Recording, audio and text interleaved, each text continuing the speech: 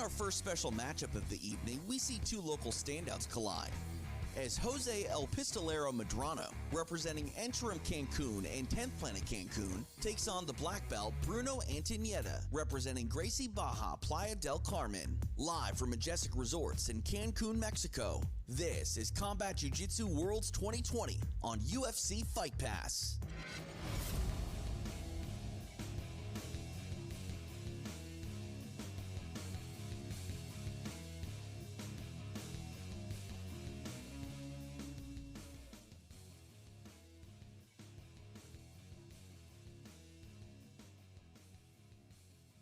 Ladies and gentlemen, it is time for our first special match of the evening, this taking place at a catch weight of 176 pounds. Please welcome to the mat, representing Interim Cancun and 10th Planet Cancun, it is José El Pistolero Medrano.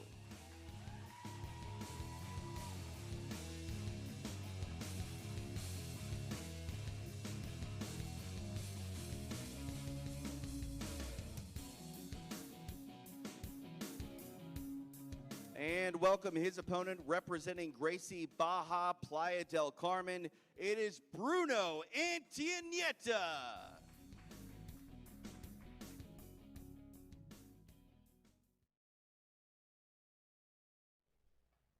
Two local grapplers making their CJJ Worlds debut.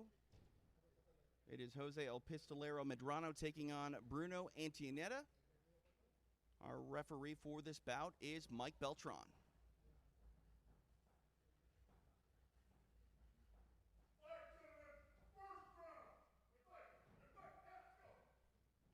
Medrano in the black, Antonieta in the white. Well, both come out very aggressive.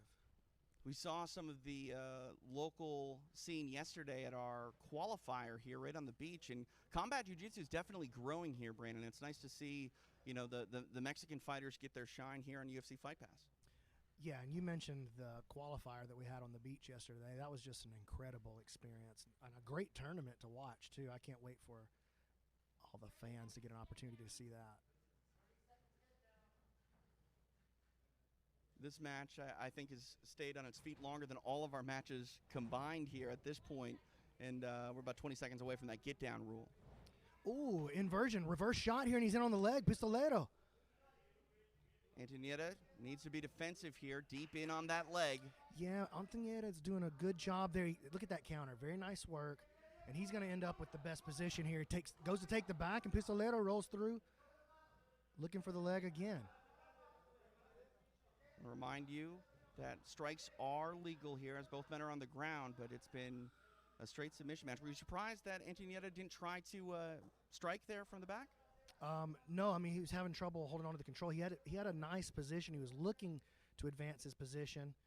And you see El Pistolero saying something to his corner there. He's got the chin on the other side. He may be thinking about this arm and guillotine. He's going to need to get his left knee on the inside if he's going to try it.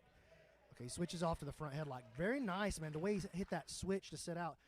Reminiscent of the way that Jeff Glover tapped Hobson Moore at ADCC with that sit-back guillotine like that. Really nice. Yeah, I like the aggression here by Medrano early, not afraid to go really for anything. And when he lost that leg, Antonieta tried to take his back, but he was rolling right through it, was Medrano. So he's really kind of fearless with what he wants to attack and go for. Yeah, ooh, Peruvian necktie. Trying to fight through it as Antonieta. He's burning it up. Antonieta, he seems to be hanging on. Ooh! Medrano grimacing, really selling out for this. He needs to keep the pressure on with his left leg. He's spending a lot of energy right here. He's going to have to let it go. Wow. We'll see if he pays for that gamble where he burned out the arms, but he's in top position. And here's the shoulder crunch attempt. Now from Antonieta. Medrano sniffs it out. Running out of real estate, Mike Beltran will put the men back in the center of the mat. Action has been fast and furious here in this special match. That was a perfect stoppage by Beltran, just in the exact right spot, and he restarts them perfectly.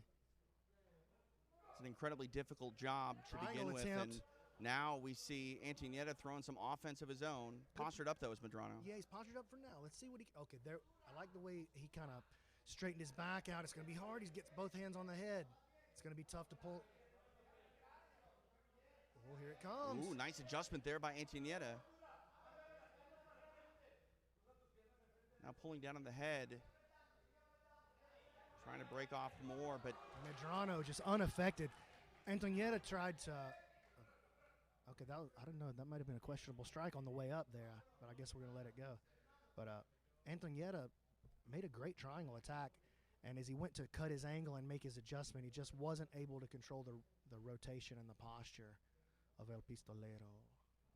Medrano really went for that Peruvian necktie, grimacing and squeezing. Can't really see the effects of it, though, right now. You think he's recovered from that bit of expulsion of energy? Yeah, I do. I think he's totally recovered. He hasn't even opened his mouth to take a deep breath yet, and he's the one pushing the pace as well. We talk about, taxing the arms. Obviously, we talk about fatigue being something, cardiovascularly, but, when you talk about the strength, is that diminished even though maybe he's not breathing heavy? Yeah, that can definitely be a factor. But usually, if that's going to happen to you, you start to feel it in your lungs. But yeah, you could definitely just burn your forearms out. That happens all the time. Oh, very nice shot. Look at that level changing on the single here. Antonieta trying to... Kimura counter here from El Pistolero. This is a great match. Yeah, Medrano is really countering and being offensive all the time. Even when he's forced to be defensive, he's, like you said, in on this Kimura.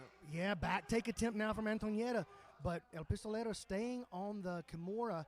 And, I mean, there's a lot of options here. It looks like he's going to be able to get his hips free and turn the position. He needs to free his left foot there. Antonieta aware of that, and he's hanging on to it in sort of a kind of like a faux deep half guard here. But Pistolero's hips are kicked up to the other side. Now he's free, and now he's kind of out in front of the exchange. Good job, Antonieta, to recapture the foot. And you see how Antonieta uses his right hand there to check the right leg of Medrano, and that stops him from using his right leg to come in and do exactly that, to try to push the feet off so he can free his own foot. Very strong and calculated attack here from Medrano, and he starts to try to turn belly down now. He's got to be careful with that. That's how the back can get exposed. But he wants to work that right foot in and try to free his left foot, and that'll give him mobility and freedom in his hips to make the attack that he wants to make. Here he comes. Oh, back take. He's going to change that into a leg lock attempt is Medrano. Scramble back to the feet. Antonieta not letting go as of yet, but Mike Beltran forces him to. And go back to that same position. I like it. Beltran, toughest job, I think, here today, other than fighting, and he's done a good job thus far. Medrano, as you mentioned, just very dynamic with everything that he does. Yeah, he looks like he's impossible to hold on to. He's so confident in his defense and his ability to stay alive even in some of these more unconventional positions. I'm very impressed.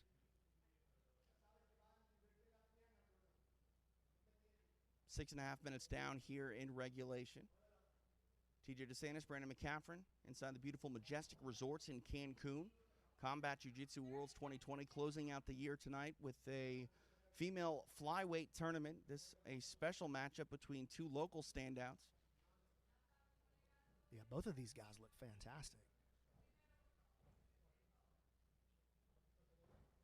Man, Medrano. He's got an intense look on his face, too. You can see when they clinch up here. Arm drag from Antonieta. He's going to use that to get the single. And look how confident Medrano is in his defense. He's got some swagger to him, does Medrano. Doubt. He's going to look for this Kimura counter again. He's going to look to get on the right arm. Oh, maybe not. Get down rule in play here. And, man, you can see it. He just, Medrano just never takes his eyes off of his opponent. He's got him stared down and locked down the entire time through all the clinches, through the resets. He's here to fight.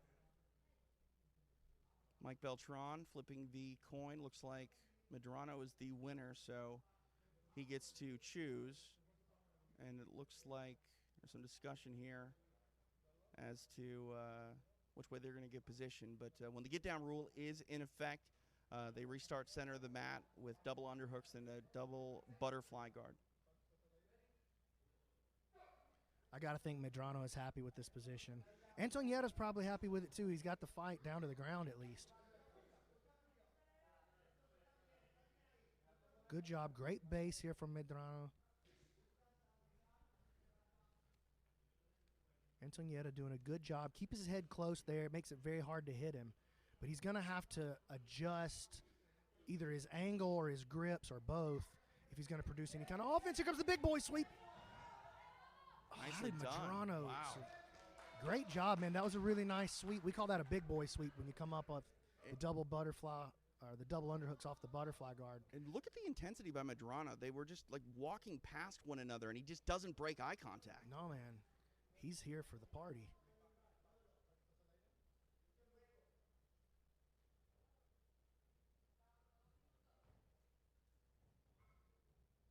Great head positioning.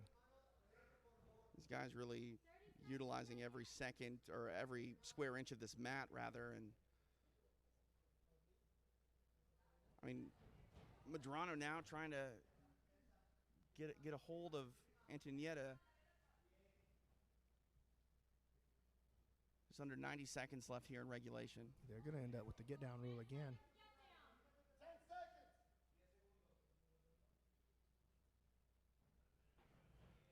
Imanari roll attempt from Medrano came up short, and we'll see what he looks like off of his guard here. Playing kind of a Z guard position here, and now he's got Antonieta has stepped across to the other side, and Medrano has that false hook in there, and Antonieta cuts around the back. Good frame here on the left side, and a good post as well from Medrano. Body lock position in the pass from Antonieta. He's going to have to get him, knock Medrano down off of that post with his right leg. Medrano decides to drop to his back and try to reverse him, but that's going to expose his back, and here comes the first hook in the seatbelt. Bottom hook not there yet. Medrano starting to create rotation. Here comes the bottom hook now, and the body triangle. Short time to work, just 20 seconds remain here in regulation. Antonieta trying to make something happen, though, before the buzzer sounds. He's got 15 seconds. Medrano gives a thumbs up, but if Antonieta would really start to drive that pressure through the chin. Antonieta and Medrano going to work here to close out regulation. Medrano almost cheering on the strikes. I mean, he's a madman out there. Yeah, I'm very impressed with him, man. Very impressed. That was a really entertaining regulation from him. So we are now headed to overtime. Traditional EBI overtime rules apply. There is a top half and a bottom half. If the submission comes in the top half, the submitted fighter will have to submit their opponent in less time than they were submitted in. We repeat this process if no submission occurs in either halves of the overtimes. We go to fastest escape time. It is Antonieta on offense first, electing to take the back. Well, Medrano's already out of here. And he's clear. I got 9 seconds, unofficially, of course. You're pretty good with that clock, though. I mean, it's unofficial, but it's pretty official. You look official, at least. I do look official. Interesting tactic here by Medrano. Looks like he wants to go with the spiderweb position to start his bottom half of the overtime. Yeah, interesting. I'll be interested to see what his actual strategy is with the arm lock. It's something we see more and more now. It used to be that nobody ever chose the spiderweb position, but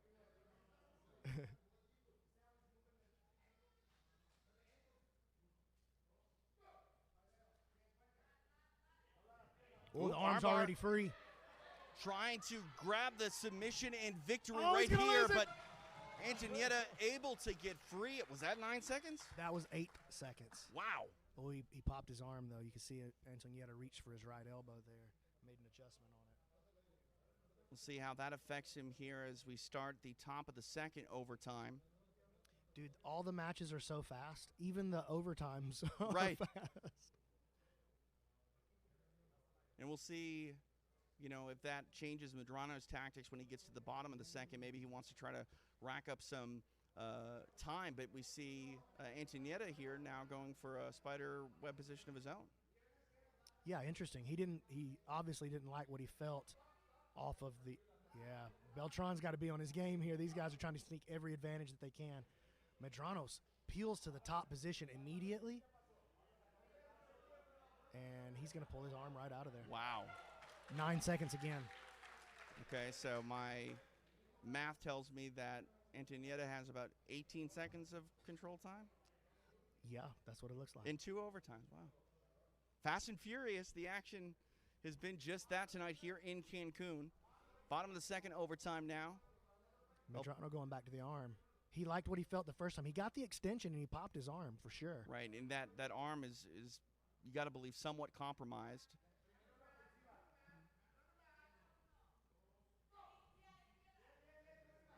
And the difference there, Medrano reaches for the leg, and that stops Antonieta from turning to his knees.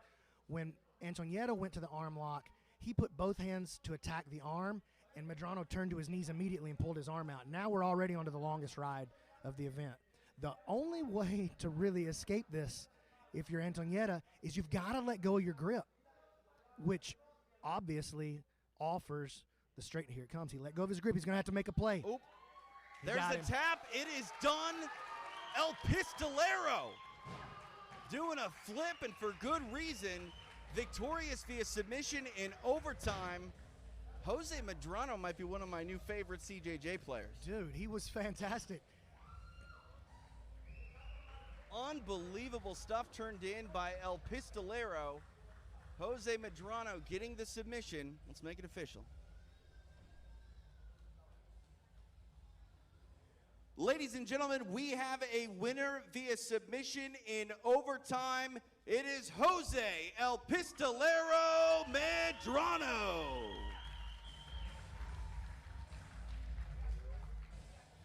What an intense young man, El Pistolero. Jose Medrano showing his respect. Wow, that was so much fun. One of the more action-packed regulation periods and, you know, crazy overtimes as well. Hey, we might have a combat jiu-jitsu star right there in Medrano. I was very, very impressed by the pace that he kept, by the intensity that he kept. When it came time to make his positions in overtime, he was obviously well-rehearsed and prepared, and when the time came to break the arm, he broke it. Solid stuff for El Pistolero, who really seemed well-prepared for this match, and can't wait to see him moving forward here at Combat Jiu-Jitsu Worlds. Tonight we crown a new female flyweight